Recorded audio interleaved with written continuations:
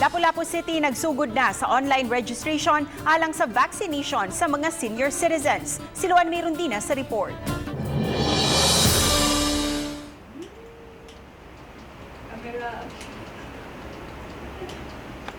Nagpadayon karon ang master listing sa mga senior citizens sa lakbayan sa Lapu-Lapu alang sa gikatakdang pagpamakuna.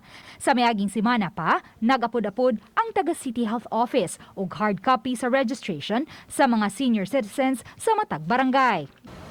Ang dakbayan sa Lapu-Lapu adunay kapin sa 40,000 ka mga senior citizens. Gitinguha karon sa dakbayan nga mabakunahan ang 60 ngadto sa 70% kanila. Sa wala pa makadawat og hard copy sa registration, mamahimong magparehistro online. Ang 63 anyos nga si Eugenio Rosani, andam nga magpabakuna batok COVID-19.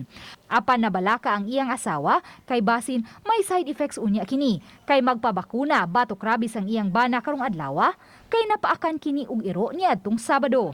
Okay ra ko ma'am, okay ra ko. Wala kay mga pagduha, kahadlok. Wala.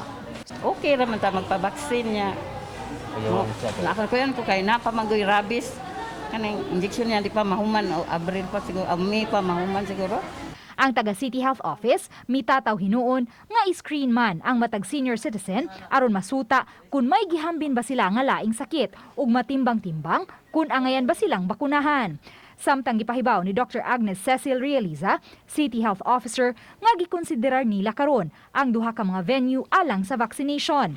Ang ARC Hospital ug ang usa ka tunghaan haduol sa Lapu-Lapu City Hospital. Makig-alayon pa usab sila sa Lapu-Lapu City Schools Division Superintendent aron makapananghid sa paggamit sa maong tunghaan.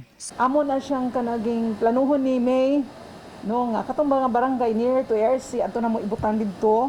Ang barangay near diri sa City Hospital ari po na mo i-assign. So we will assign every day. This is for 1 week o ba?